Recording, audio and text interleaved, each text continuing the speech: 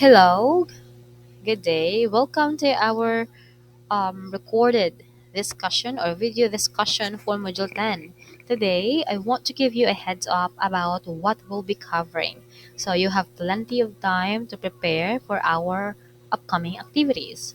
So, as we approach the semifinals, by next week, you will have a midterm examination. So, I hope you're all studying your notes. Um, since we'll be handing out as well your midterm grades once the examination is done.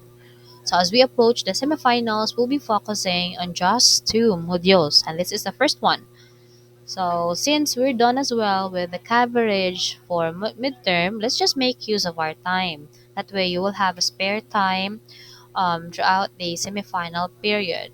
Okay, so throughout this discussion, I hope you will learn something because I'll be sharing key concepts and insights, and the same drill, I'll be posting some questions relevant to this module. So I hope you will spare some time for this module. I encourage you to listen carefully and engage with the material as we go along. Your participation is essential even in this virtual format. So let's get started and dive into the topic. Module 10, by the way, is all about the history of art and its various plane. So to start, I want you to observe this image. And what comes into your mind when you see this photo or image? What do you think is the message or idea, the meaning, the context that this image is trying to imply? Or to make it simple, give me a word that comes into your mind that we can associate in this image. Is it about advancement, um, improvement, development, changes, evolution, or what other terms do you have in there? If you are thinking about evolution, changes, progression, development, then you are correct because the image shows the evolution of mobile phones over time. So, as the time goes by, there is also changing changes that happened or happening in terms of our technology.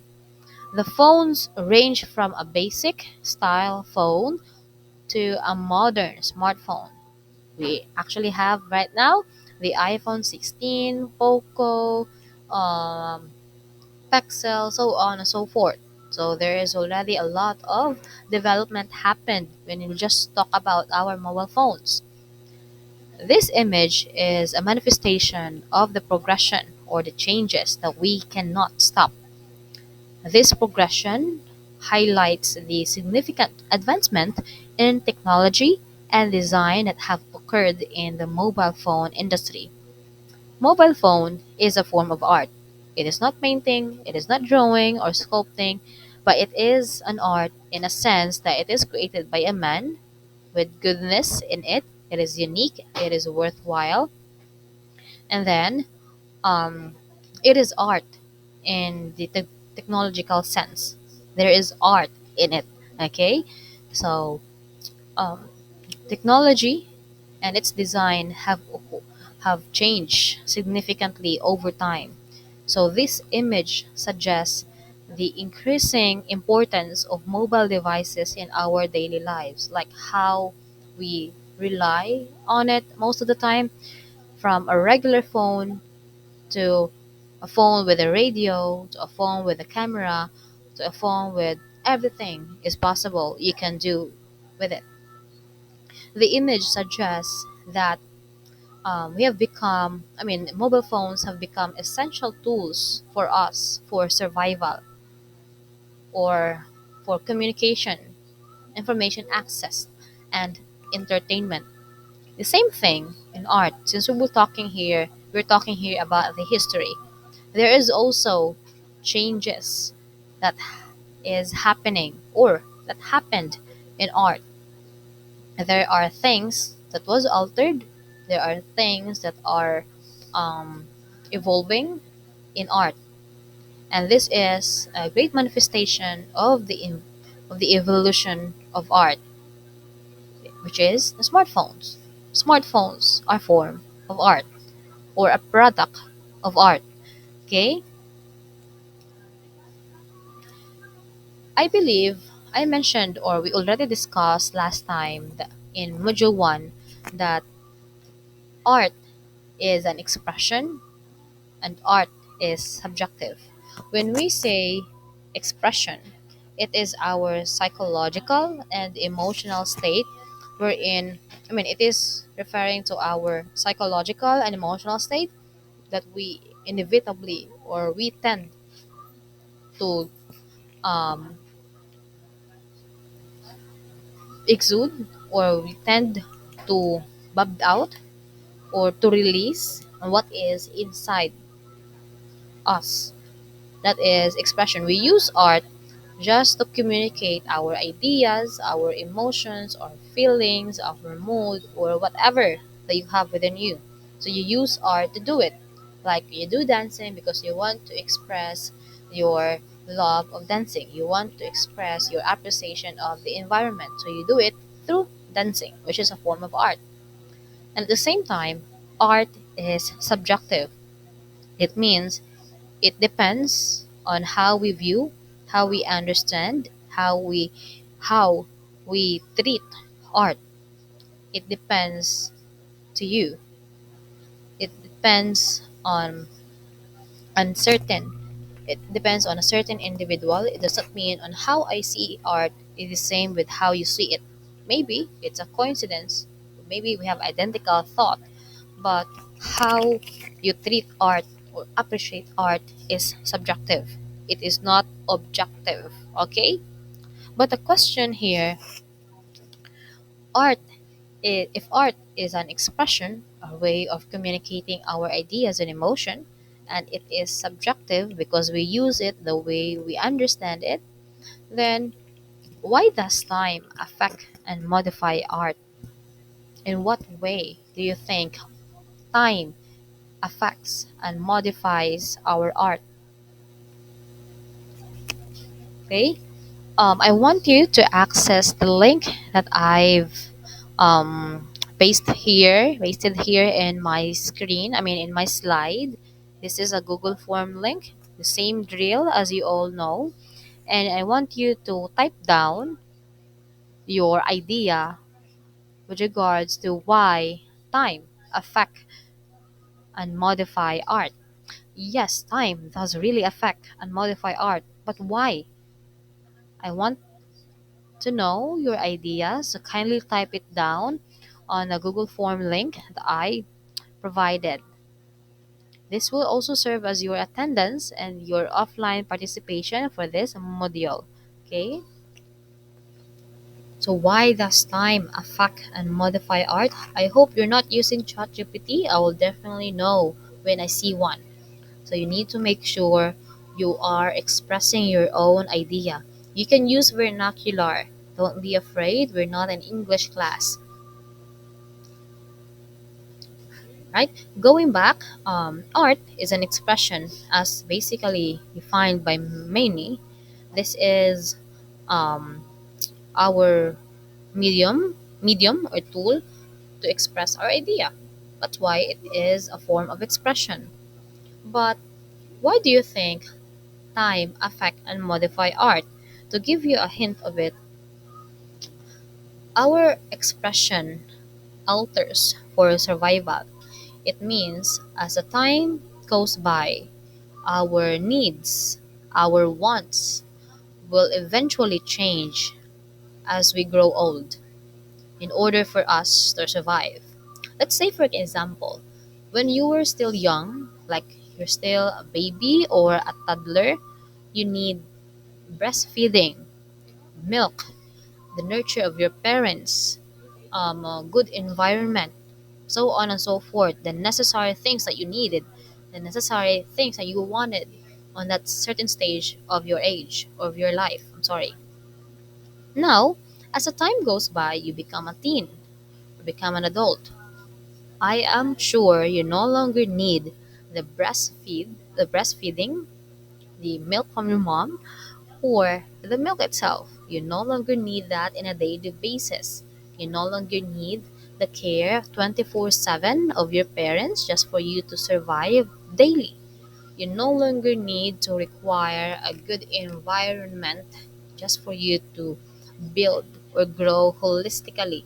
So therefore, there was a shift. There was a change that happened throughout your lifetime. Your needs, your wants changes. And if your needs and wants changes, therefore the way you use art will also eventually change. That's why our expression alters for survival. And that is also why as the time goes by, our art changes. Let's take another example. Um, let's just say when you were in your teen years, your high school, you are into rock music, you are into punk music, you are into emo style. That's the way you express yourself. That is also a form of art. But as the time goes by, you change yourself. It's because you've experienced something, you've witnessed something, you observe, you've learned something, and because of that knowledge, experience, and so on and so forth, it changed you. It becomes a factor to shift your personality. And since your personality was changed, therefore the way you express yourself is no longer the same as you are before.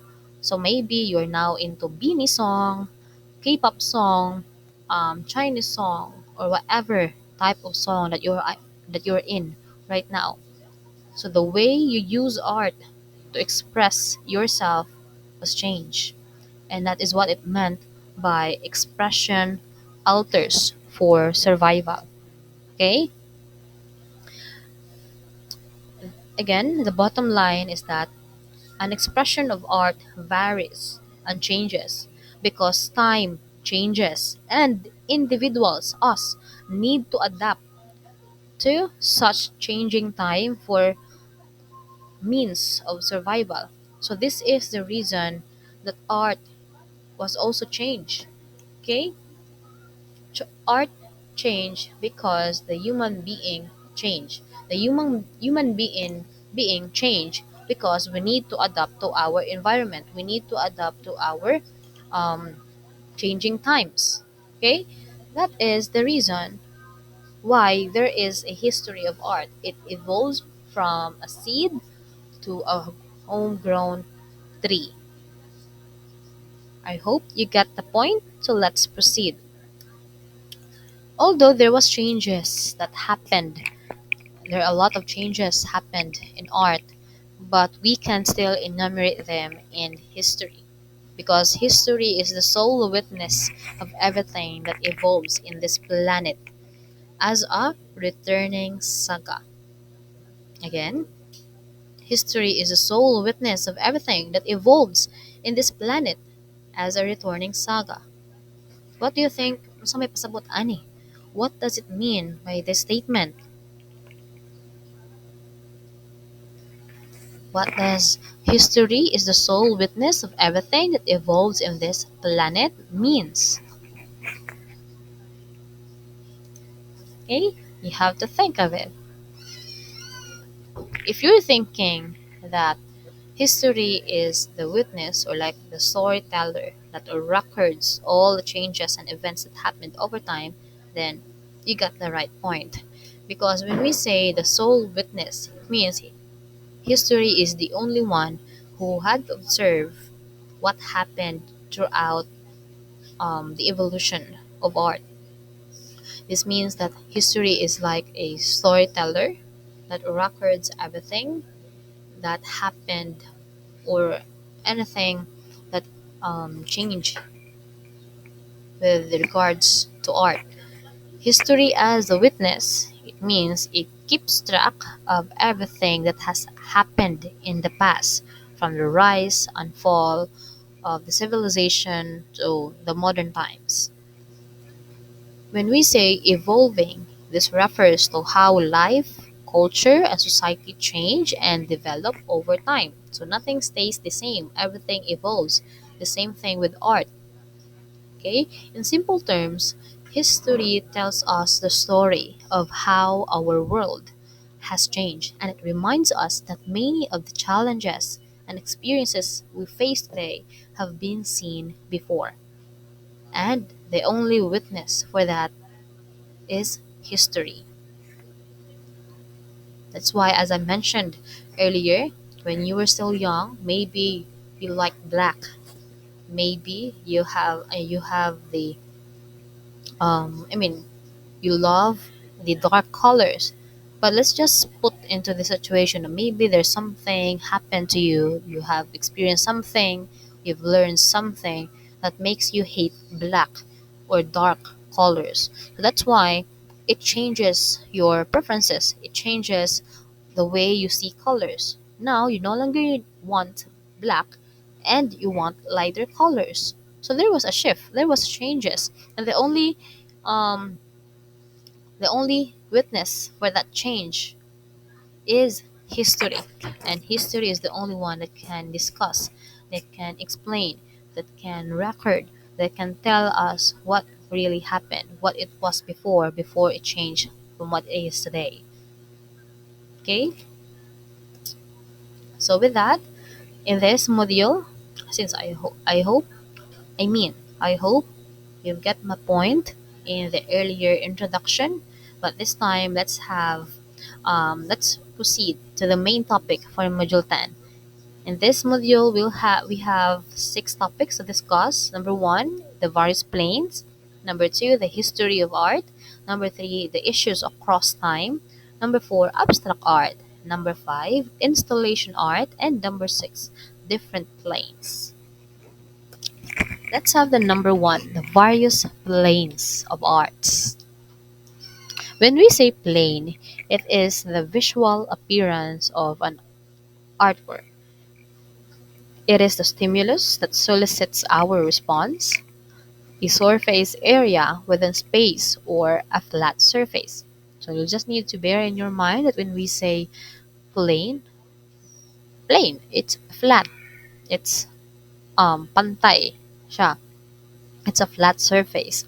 In art, a plane refers to a flat surface or a specific level in a piece of artwork. It's like the surface of a canvas or a band paper, or the paper itself is a plane already since it's flat. Artists use planes to create shapes and forms in their work. Okay, that is plane. Now, since we're done establishing our understanding with the word plane, let's move on to the next slide. Plane is not limited lang sa mga 2D art. Dili siya limited lang sa mga painting, drawing, so on and so forth. Plane can also be present in 3D art. Okay, I hope you get the point. But you cannot also, I mean, you can still also achieve 3D effect, three-dimensional figures on a 2D art. That's like what you are seeing right now. Three-dimensional figures can be depicted on the flat picture plane, which means that artists can create the illusion of depth and volume on a two-dimensional surface. Like you can still create something like a three-dimensional effect on your painting. Bisag flat na or plain na ay mong canvas or mong papel. Okay? Three-dimensional figures are those objects nga na ay depth, width, and height. But in this example that I have, the small bouquet in a ceramic vase, the John Briggle the Elder, this is obviously a painting. So this is 2D art. But still, you can say, by the looks of it, nga, mura siya og 3D because I think he played the perspective, the shading and light, the detailing, so on and so forth. Okay, that's it. So let's proceed to the next slide. Let's also try to understand what is distortions of space and foreshortening.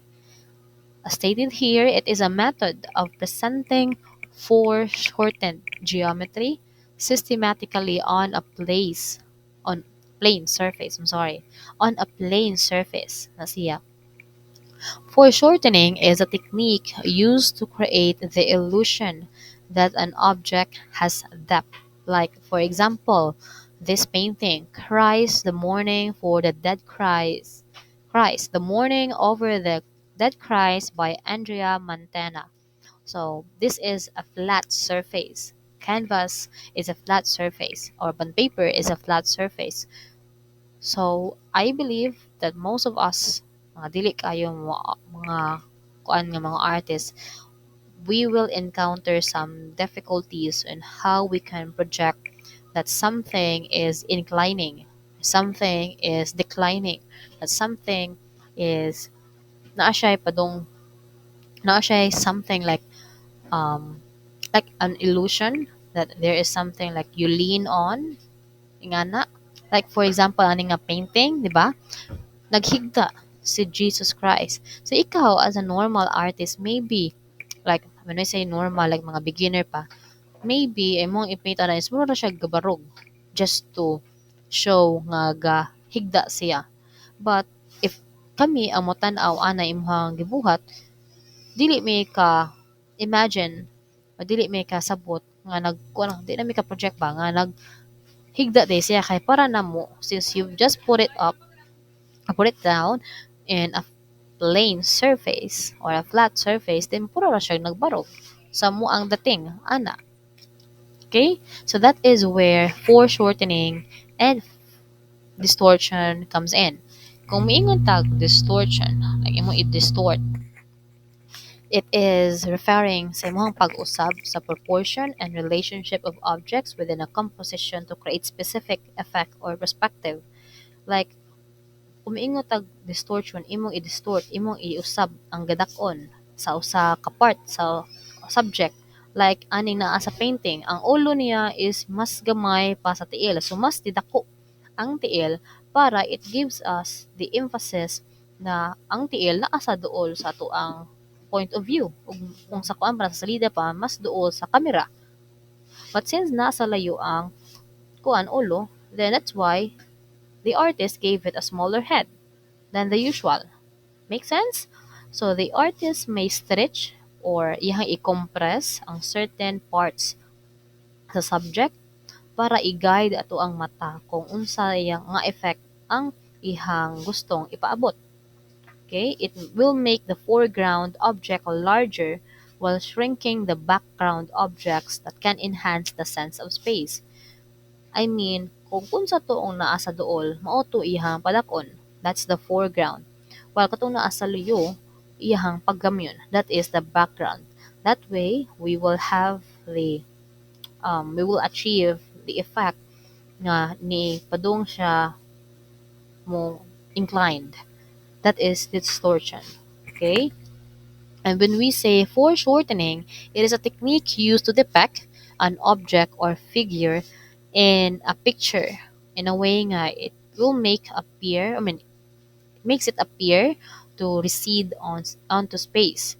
This involves shortening the length of the object or figure as it moves away from the viewer, creating a more dynamic and realistic perspective.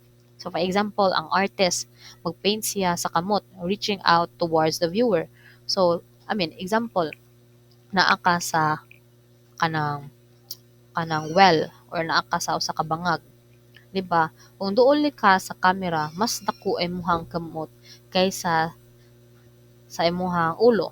It's because it will give us the effect that you are trying to reach something towards your point of view. Do you get the point? Or let me give you a clear example. This one. This is a good example of foreshortening. Kung sa plane pa, this is what it looks like kung gabaruga, the vertical ang usa ka crayon. But as the crayon angles more towards the viewer padung sa mo point out sa ato ang direction, it appears shorter. Diba? I-compare gani siya. Kani ang first ngadto sa kinalasan. Di ba mas ubo ra siya? It's because ang Iyahang angle or iyahang direction kind of point out padong sa atua. It appears shorter, it becomes less parallel on the sides and converges more dramatically so that the top becomes more visible. Okay? Para ma-achieve nimo ang effect nga mura kag naa ka sa ibabaw anang crayon, then therefore you need to show or to emphasize the upper portion anang crayon, just like this one right here. But if you want to achieve the effect like you are in the bottom part na perspective nga gatan-aw niya, then therefore you need to emphasize the bottom part of the crayon. So that is why mas dako ang tiil anhi kaysa anhi dapita. Okay? Mura sa mubo tanawon, di ba?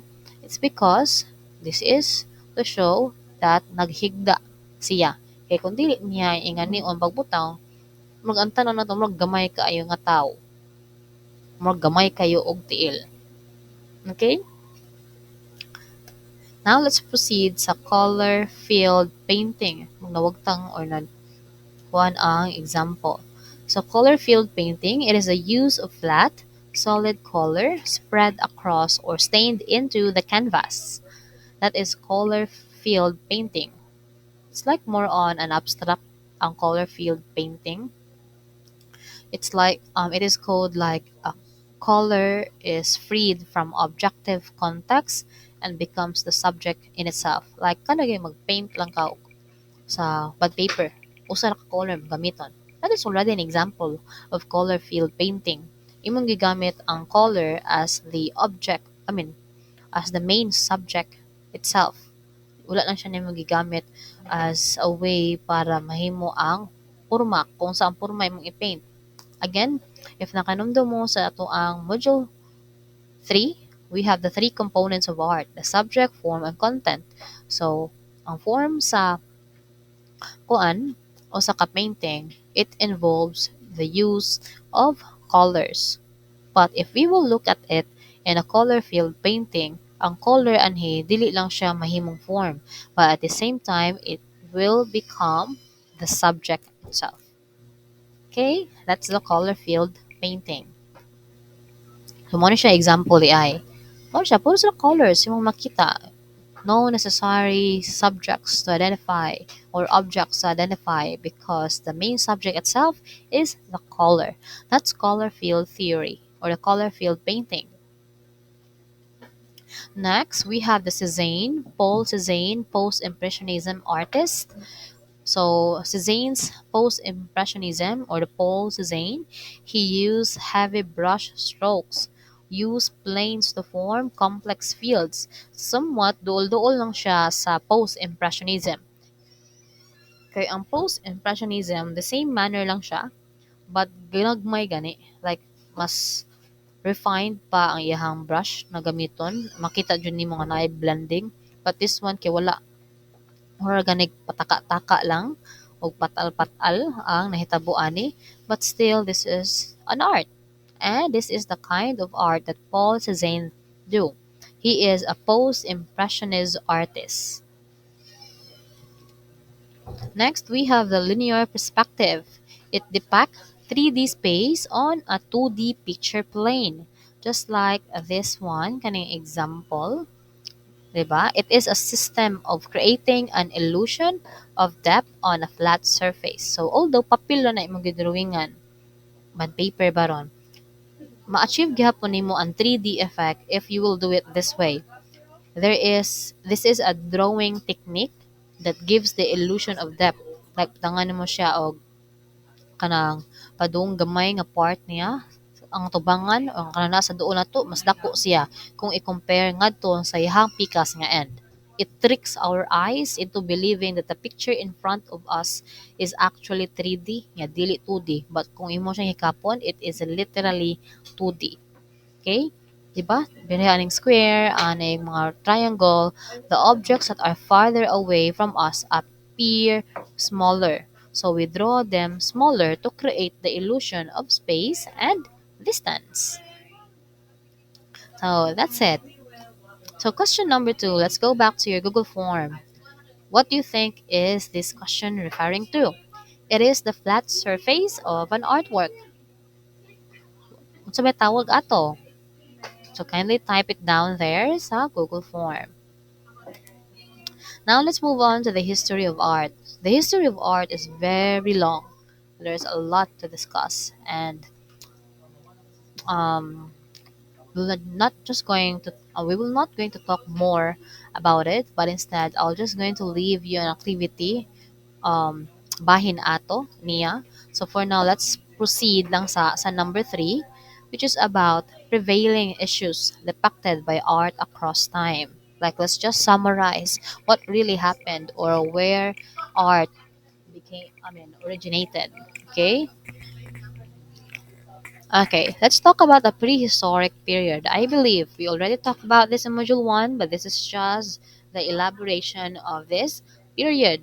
In prehistoric period, the issue or the problem during this time is about survival. That's security there. Security and survival. That's the main problem during that period. So, in order to survive, the people there will need to use stone flakes, bones of animals, the bow and arrow for hunting. They will use animal skins and fur for fabric. They do cave paintings to scare wild beasts.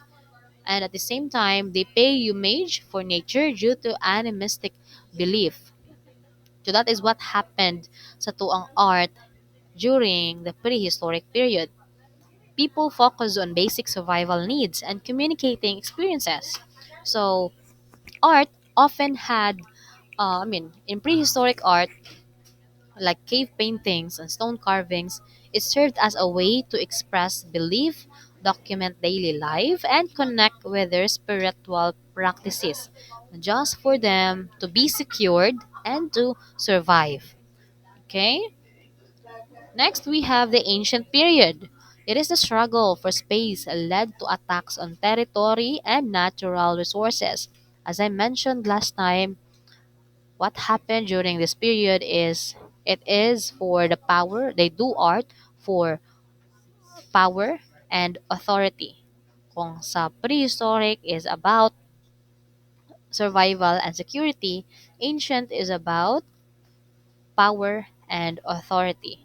So in order for them to widen their territory, they need to do iron smelting for wheels, chariots, and swords. Kung ingon kag chariots, katong murag naging lawas sa tricycle, and then ang nagpadagan lang kay kabayo baron or even tao ang padaganon. Muging nga na porma sa tricycle ron ba? Then naay duha ka ligid sa tubangan kay wala. So dapat na kay magpisi nga adto nakagahid sa kabayo o sa tao nga mao'y mudagan para mularga. Okay? So Mesopotamia, they have the cuneiform during this time. Egypt as well has had hieroglyphics, and Asia had calligraphy. So they built temples and infrastructures just to widen their territory. They even have dikes and drainage for flood prevention and protection.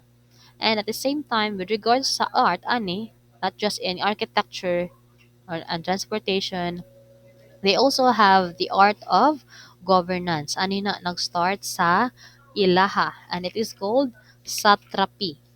Okay, satrapy ang tawag sa governance na ilahang ah, buhat ato nga time. This is the art of political administration wherein, um, in order to unite the different provinces with respective nga governor, they need to um, establish a political administration.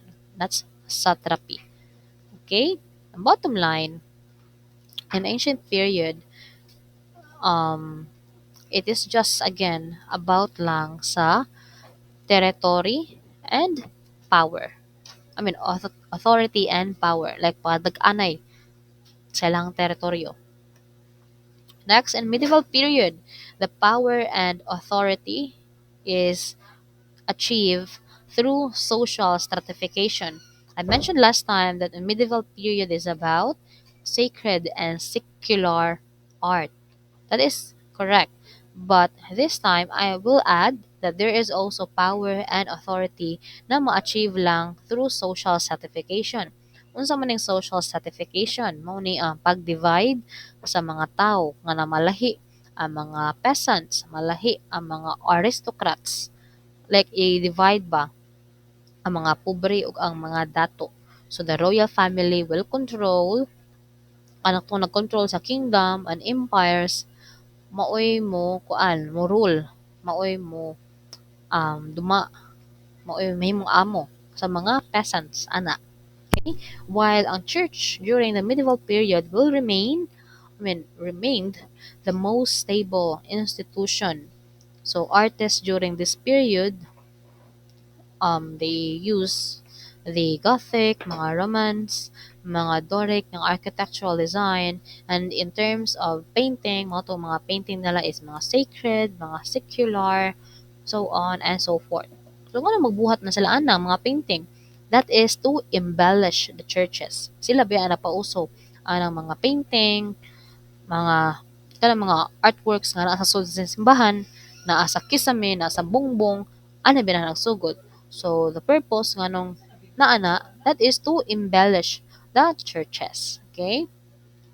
So the clout of Christianity and then the rebirth as well happened kay after some medieval mo na ang Renaissance. The entry of Renaissance is the shift. They ushered the shift of art perspective. So this is the time nga secular art kay gi-emphasize during the Renaissance period after the medieval. Next, we have the last two, the modern period and the postmodern period. So these are all about liberal consciousness ang sa modern period.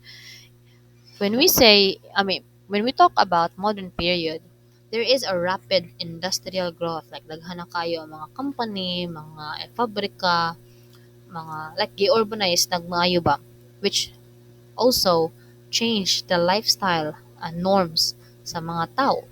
So in terms of art, ang mga artists ani began to explore personal expression for them to break away from what is already na-establish na. Like mo break away sila kung unsa ang naandan. Modern art movements like Impressionism, Cubism, Expressionism, Social Realism, mag-focus sila sa individual perspective and new ways of seeing the world. Mao na ni ilang gamit sa art during this time is to express their opinion regarding sa unsa ang issue within the community. But at the same time, there are also minimalist artworks that answer the people's satisfaction. Ani nga period. It means minimalism um, is like a form of art still. Like para makabantay ta sa to ang mga balay, we tend to use minimal objects lang or minimal items. Keep it minimum. From the name itself, minimum lang ba? Dili kayo over-exaggerated imong gamito na dagang kikig pangpilit sa mga bongbong. That's minimalist. So minimalism artworks answer the people's satisfaction because in this period, people are trying to look for ways for ngita sa something like kung gani where they can relax like dili sila ma-pressure kay ato ang society is nagkanahinay na urbanized. That's why minimalist was their way to deal with the issue. A minimalist art or minimalist artworks. While in postmodern period, this is the defiance of structuralism in terms of art conventions, so much experimentation that resulted in the issues of art bastardization. Ang pasabot ra ani that in postmodern period, there was an acknowledgement of multiple perspectives and cultures, which leads to the questioning sa batoang mga naangdan. So the rise of digital technology, the media, this all happened in the postmodern period. So in postmodern art, it often includes mixed media, mga performance, mga installation, which challenge sa unsa ang mga naandan. So that is why there was a defiance, the refusal to obey something. The act of defying someone or something. Mukon ka ba? Mo contradict. Now, in postmodern period, there is art bastardization. Kumiho kag bastardization. It has been changed in some way that is no longer represents the values and qualities that it is intended to represent. That is bastardize or bastardization. Like ang balay, na-altered siya, usab siya og maayo. It was badly altered and so bastardized that it no longer reflected the same house that it was before. That is art bastardization. Sa may example ani, kanang mga editorial, mga dadaism, mga bugal-bugal, mga mo na forms of art or artworks which was the main goal is to criticize. That is in postmodern period. Okay? And that's it for topic number 3. So before tayo proceed, I have here question number 3. So let's go back sa inyong Google form. Which period did security and survival is an issue?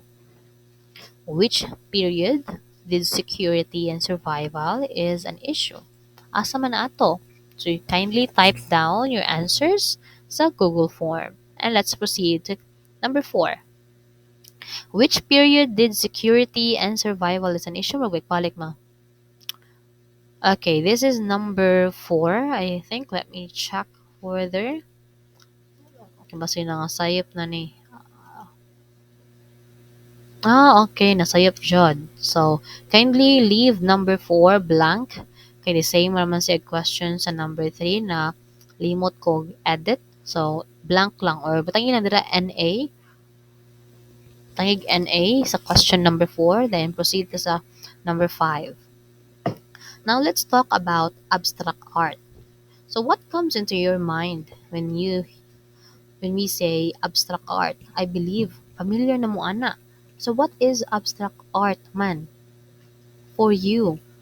Can you define for us what is abstract art? So, kindly go to the Google Forms again. In question number 5, put in there your idea or answer with my question kung unsa ang abstract art. Please do not use ChatGPT. You may use vernacular. Basta imuhang kaugalingon nga idea kung unsa ang abstract. Unsa ng abstract art. Okay? Right, so this one, in this slide, as you can see, we have the word abstract and it means it do not give concrete illustration. So may pasabot ani. It is unusual image that does not naturally exist. Diba? As I mentioned in module 3, we have two types of subject. Unsa man to? We have representational and non-representational. Kung ingon tag representational, it is a subject na gigamit ni artist sa iyang painting nga naporma og the same thing nga ni-exist sa reality. Iyang gi-represent ang something ba nga close to reality. Like nag-paint ko og iro. Akong gi-paint, akong subject na gi-paint should be identical to what is iro looks like in reality. So therefore, that is representational. Kung ingon tag non-representational, it means it does not represent something close to reality. And if that art is using non-representational subjects, then that is abstract. Okay? I hope you get the point. So in abstract, there are 9 types sa abstract arts. We have Dadaism, Surrealism, Constructionism, Abstract Expressionism, Optical Art, Pop Art, Minimalism, Conceptual Art, Photorealism. When we say Dadaism, from the name itself, Dada, nagyaga-yaga. Parehaan ng example, giyaga-yaga niya, more on humor, whimsy. It's about artistic freedom or emotional reaction nimo. Like mga bugal-bugal, mao jud na yung inumduman when we say Dadaism.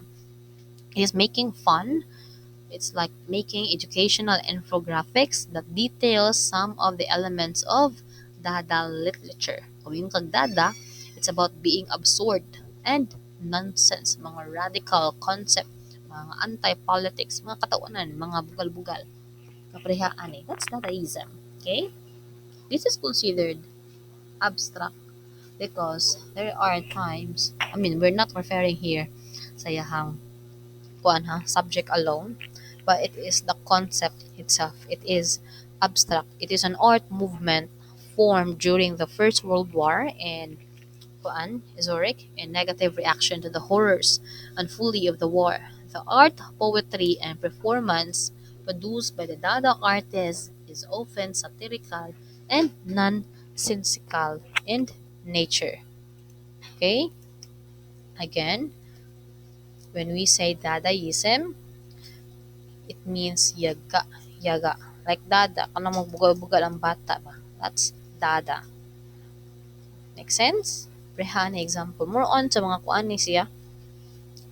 Um, like, I'm not sure if present pa ba ni sa wala siya dili wala din siya sa editorial but more on mga concept like World War nga na World War One mao ni siya nagamit ang Dadaism.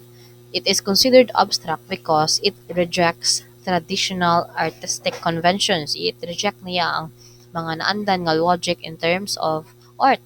So instead of representing reality in a recognizable way, since bugal-bugalan man siya, buhat na og mga noun, drawing-drawingan, the artists often create works nga katawanan, illogical, chaotic, gumot kayo, nonsensical. It's very random, like mga random combinations of objects or words or images ilang gamiton. That's why it is considered Dadaism. That's why it is considered abstract ang Dadaism. Okay? Pre ani bugal-bugalan ra niya. Now let's move on to surrealism. Kani, klaro jud kayong abstract. Kumingon ka og surrealism again, it is about painting your dreams kung unsa imuhang mga damgo. Pre ani ba lawa na mo magnaas imong damgo, di ba? This uses principles, ideals, or practice of producing fantastic, like mga magic or incongruous imagery, nga mga kuan kayo irrational, mga puro sa manahuna ra nimo tanan ba. That is surrealism. Again, when we say surrealism, it is painting your own dreams. It is about your unconscious nga mga ideas. So, mo siyang i-paint. That is, again, surrealism. Next, we have the constructivism. This is an example. When we say constructivism is an artistic and architectural philosophy that originated in Russia. So, it is abstract ang constructivism because sometimes, although there are objects that are identical here, it is irrational in a sense. We cannot identify what is the content all about. Constructive art is a term that is used to describe that a type of art is created with the intent to create something nga naay purpose or meaning behind it. So it is a form of visual art nga nag-focus lang siya sa paggamit sa mga shapes, sa geometry, or like mga abstract forms of concept to express a idea. Okay? That is constructivism. Next, we have the abstract expressionism. So, more on. Mauno ni pinakagubot. The term applied, thus the term suggests it is an art movement that is using non-objective works that are not represented in nature. So the artists will use mga brush or mga paint nga iwisik-wisik labang iswatch lang nila to create two-dimensional canvas that reflects the artist's emotional and subconscious state. So more on siya kung unsa ang feeling ni artist iyang i-express through art, and then dili siya need mag-draw or paint. He just needs to kana iwisik-wisik lang gani ikaras-karas ang iyahang way of painting, just like this one. This is more on emotion. Next, we have the optical art. This work is abstract kay many better known pieces created in black and white. So typically, it gives the viewer the impression of movement, hidden images, flashing, and vibrating patterns or kuan mga swirl na ay magmulaw. There is an optical illusion like ilaron ka. That's optical art, a form of geometric so na mga shape geometric abstract art that explores optical sensations through the use of visual effects such as mga patterns, mga color combination, so on and so forth. We also have pop art. This is an art movement that emerged in 1950s and flourished in the 1960s in America. So this is a drawing nga although naa kay ma-identify nga mga subjects in anhi, this is considered abstract because it is based on modern popular culture and the mass media, especially as it was used as a critical um, or ironic nga comment on traditional fine art. Gimo siyang pamaagi to criticize um, a certain traditional art movement. So again, pop art is considered abstract in a way because it often incorporates elements from popular culture and mass media, which are typically considered mundane or ordinary or like kind normal lang. So by using these everyday objects and images sa kuan pop art, then ang nahug murag iyang challenge, iyang criticize ang mga traditional way of creating art. Just like this one. Normal lang siya and face ni kuan, if I'm not mistaken, Madonna, but na ay changes in colors and then gi-repeat pa jud og butang put up ang now. So, although ordinary subject lang ang gamit, but still, there is an abstract meaning behind it. And that is pop art. Again, when we say pop art, it is using mga popular trends in the painting. Like si Madonna, she is popular during the 1950s. So, mo na siya ang nasa subject.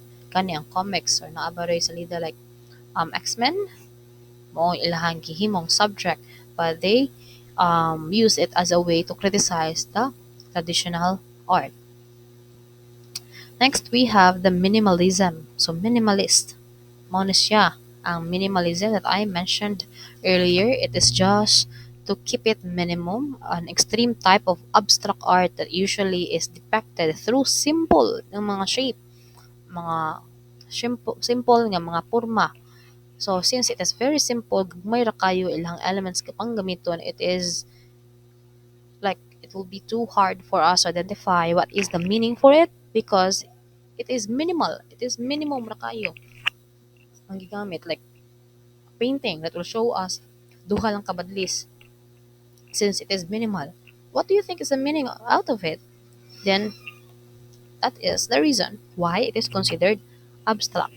The artworks composed of simple nga mga geometric shapes based on squares, mga rectangles, or anything like lines, and then we cannot identify right away the meaning behind it. That is why it is abstract ang minimalism. Second to the last, we have the conceptual art. So this is again the example of conceptual art. I believe you are already familiar with this one. Okay, based akong nabasahan ato inyong assignment number 1, art or not, katong kang Mauricio Catelan. Na mention ninyo conceptualism daw to siya. I'll ask them later. I'll ask them during our live interaction kung unsa mo jud ka ning conceptualism kay mao man kaya makadag explain sa assignment. Tan-awa na to if sa ChatGPT ba to gikan or dili. So unsa man ang conceptualism? This is the art for which the idea or ang concept behind the work is more important kaysa sa finished product. Like, i-disregard niya ba kung unsa iyang porma, bahalag luod or katawan na o medyo awkward tan-awon ang iyang porma, wala siya paki. As long as by doing it, bahalag awkward tan-awon, boring, katawanan, or dili aesthetic tan-awon, ma-deliver niya og tarong ang message sa iyahang art. Like for example, this one here, the horses, 'di ba? Mao na imong makita adto kang museum. Imong makita na yung mga kabayo na yung ana, yung mga lubot imong makita, 'di ba?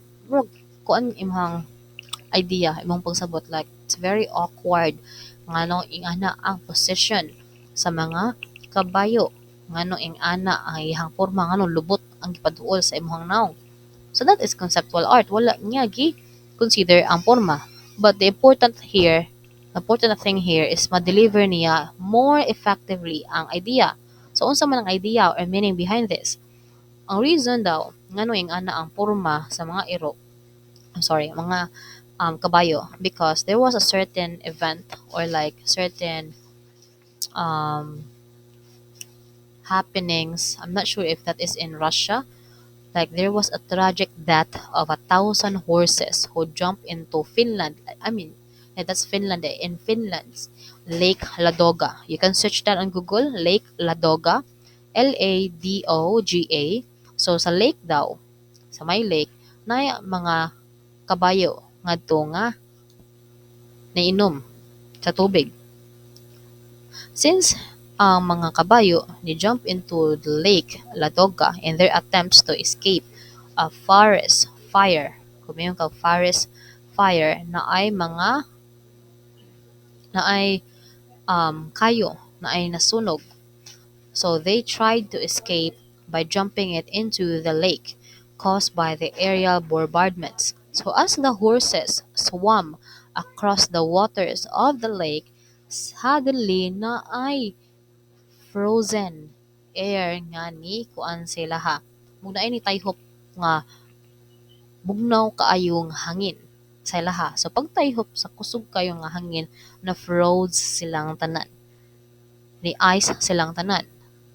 So that's very murag questionable kayo kinanagan gaya ang mga kabayo gikan sa kayo kanay forest fire. So niadto sa dagat but kalit na ay ni blow nga arang kusuga nga may arang bugnawang hangin. So tungod sa kakalit ni froze silang tanan nga wa sila kalihok. So natrap ang mga animals in place, their heads above the water and eyes frozen open. So with this exhibition or like art, a form of conceptual art, iyang gi-emphasize kung unsa ang porma sa mga kabayo nga ni froze, mga nigahi ni ice ngadto sa Lake Ladoga if adto ka magtan-aw sa ibabaw. Like if naa ka sa bukid, naa ka sa ka mountain, tan-awon nimo ang lake ngadto sa ubos. So mao daw ni imuhang makita if you are looking at the top. Mao ni ang kuan ba? Iyang imong view makita. Tumatan-aw ka below the lake surface like the if naa ka sa elevated nga area, mao din ni imuhang makita nga porma sa mga kabayo. So di ba mao ang meaning? Nindot kayo ang meaning or like kayo ang iyang meaning or ang idea behind the artwork. But if imo na siyang tan-awon, wala kay alam unsay story behind this, imo mo noon is kanang this is a ridiculous, boring, awkward, or whatever form of art. But still, this is considered an art. Wala lang niya gi-consider unsa ang awkward nga unsa yang form, but ang content iyang gitagaan og importansya. Iyang gi-highlight og tagaan og attention kaayo. Okay, that's conceptual. Next is photorealism. This is the last one for topic number 4.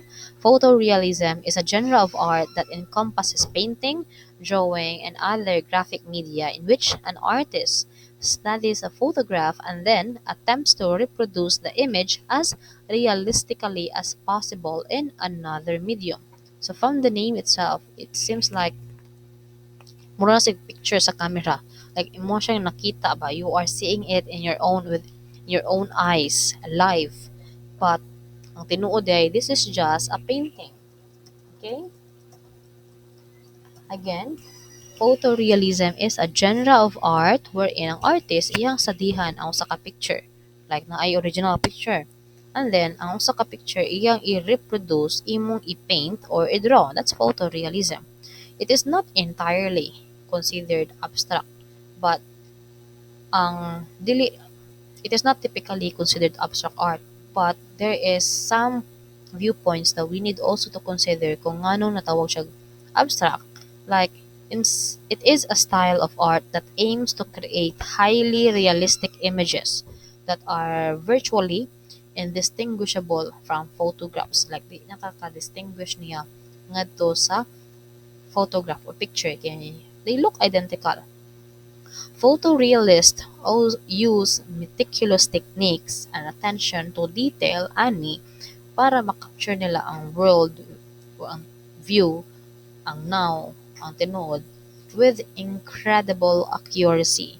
So, photorealism is sometimes not seen as an abstract art, but it can also be abstract in a sense that it does not, it departs or it is no longer delivering the very essence on what is really in the picture. Or for example, ang original picture kay ang babae kay whole body ang picture.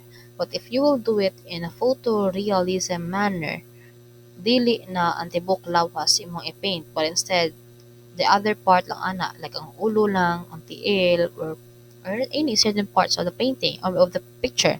And since maura man to ang imong gi-emphasize in a photorealism manner, then therefore the message, the idea will no longer be identified that easily since imo siyang gikrap, imong gitangtangan og laing parts ang lawas sa babay, which is now the reason that it will be too hard for us to identify the meaning behind it.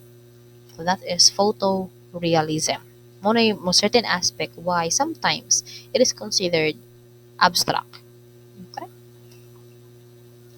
Okay, so now let's proceed to question number 6, 7, and 8. So kindly go back to the module, Google form that I provided and answer number 6. So kindly double check your spellings. Number 6 is about painting dreams. Unsa may tawag ato niya nga form of abstract art. It is about painting dreams. Number 7, it is ridiculous art. What do you think is this? Like, more on yaga-yaga daw siya. Unsa man yung number 7? Number 8, an art emerged in 1950s. Unsa man to? What do you call that type of abstract art that emerged in 1950s that uses popular culture or mga popular trends? Okay, let's proceed. Now let's move on to topic number 5. Sorry. Let's move on to topic number 5. This is all about installation art.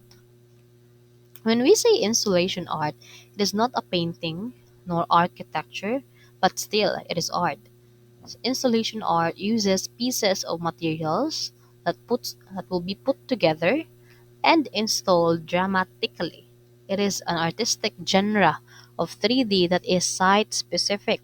So site specific siya, naa siya lugar. Okay?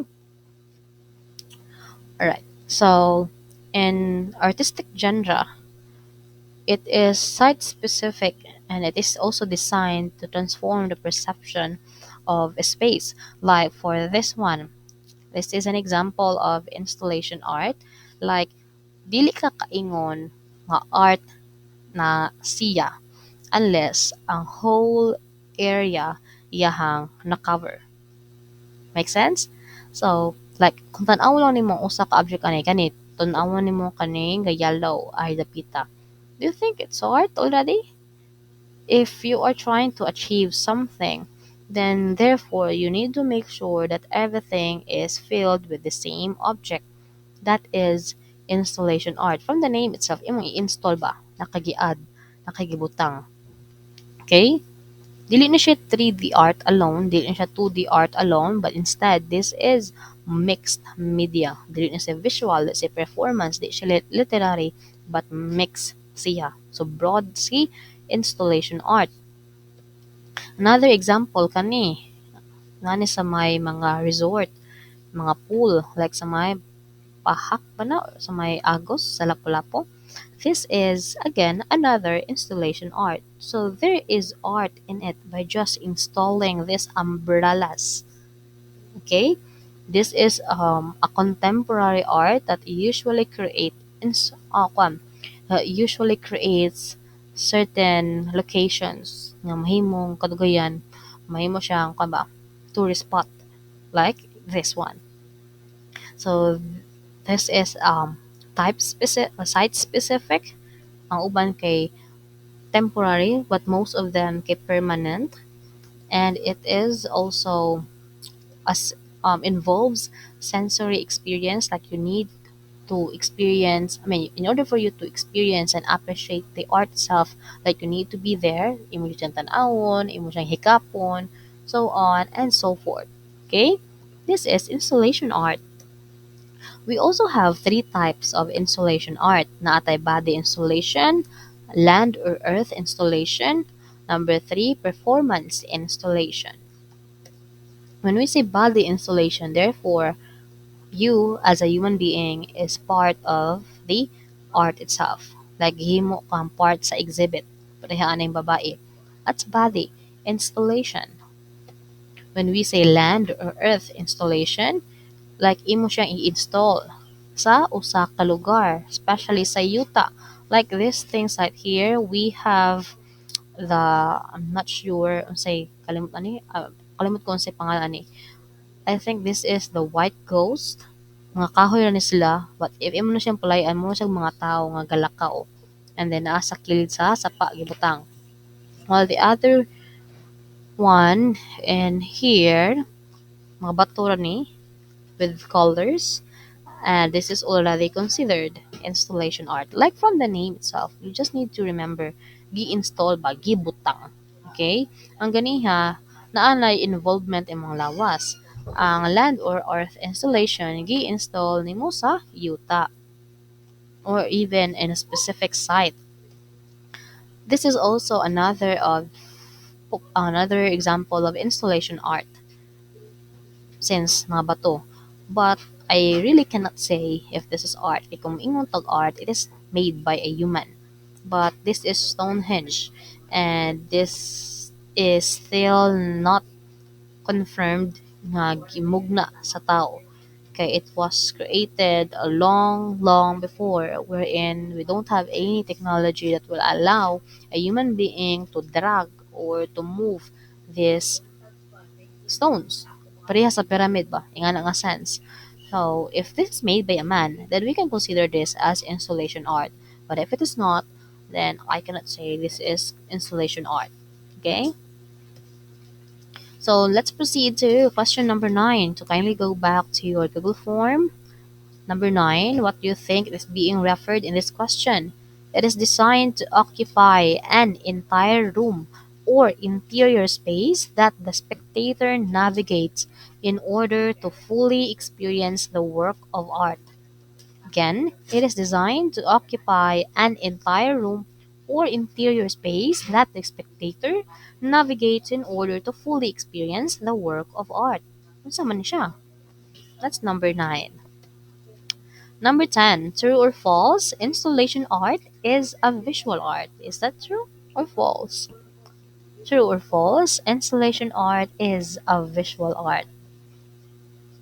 Ayaw i-overthink ang pangutana? It's very easy. Now let's also talk about performance installation. So this is performance installation. It means you need to perform something. You need to experience the art itself para nimo siya ma-appreciate. So kanina gali lapita, this is a pool with mga pagkaon sa kilid-kilid ani. So para maka-appreciate ka sa art daw, you need to make sure nga mo swim ka.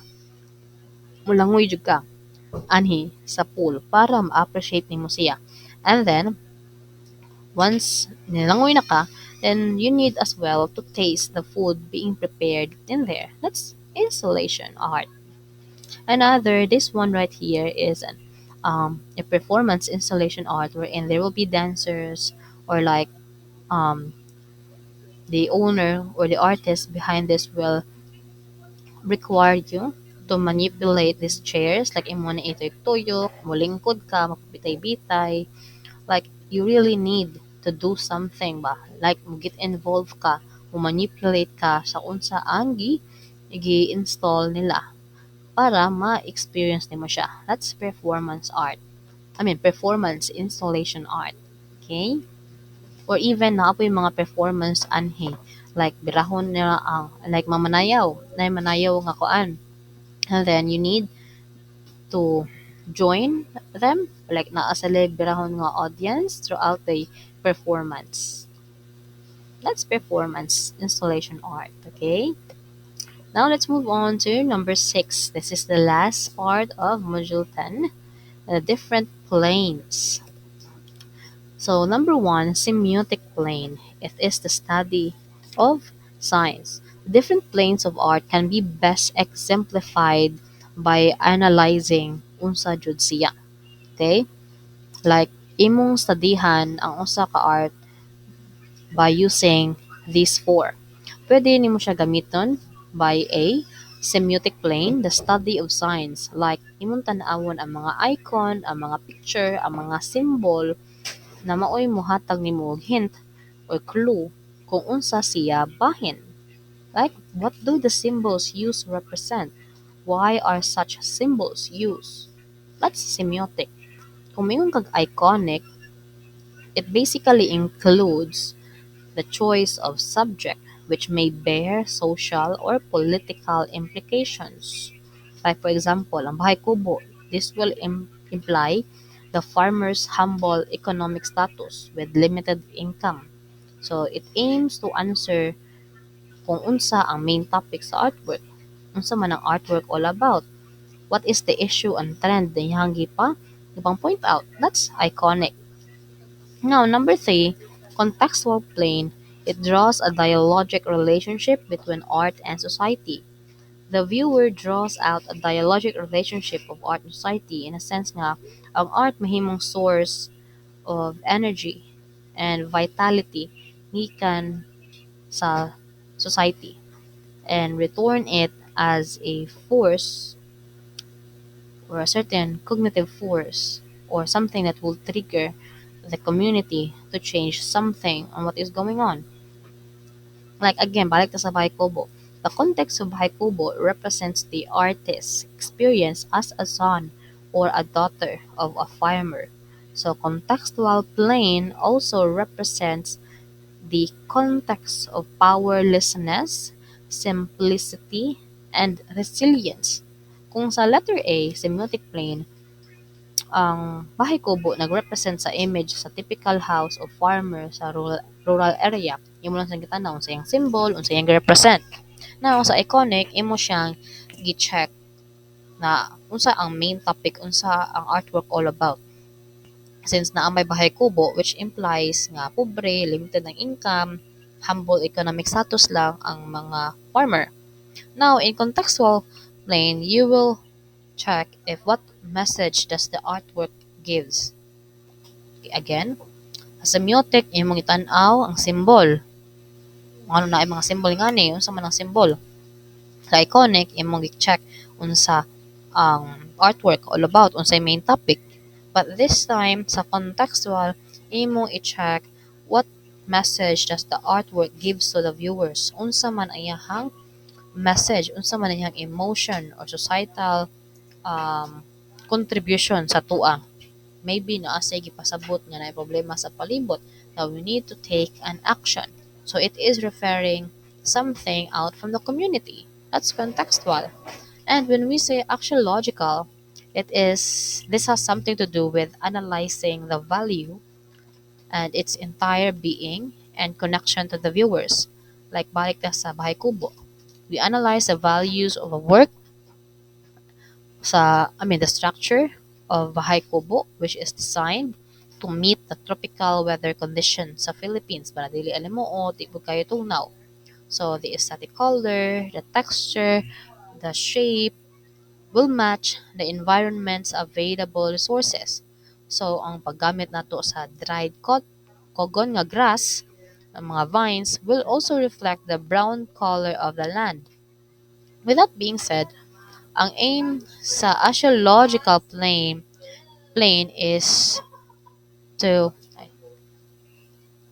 alright, I'm sorry. Again, so ang aim ni archaeological plane, I mean, what we track in here is the elements like the colors, the shape, the space, the texture atong gi-analyze ngano kang kani ang gigamit ni artist no unsa kahay connection ani niya nganong ang ingani ang porma, ngano ingani ang design, ngano ingani ang color.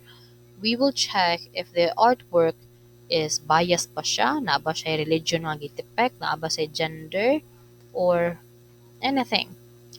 We will check the value niya ug iyang kinatabuk-an nga content alayon i-connect na to siya sa viewers. Kung sa semiotic, sa study lang ta sa sign or mga symbol, sa iconic, unsa iyahang meaning all about ang context ang message na in relation to the problem within the society as logical kay ang mga elements na in connection to the viewers. That is it. Now for number 11, again, what do you call to the plane that studies symbols and signs? Kindly check your spelling. And number 12, it studies art and its relation to the community. Unsa ka siya nga plane out of 4. Okay, you may pause or naano mo if imong ipang adjust ang speed ani nga recording. So I hope you've learned something in this footage, and this is the end for module 10. By next week, after ta mag-check sa inyong mga answer sa midterm, we'll proceed to the next activity relevant to this topic. Okay? If you have concerns, please let me know.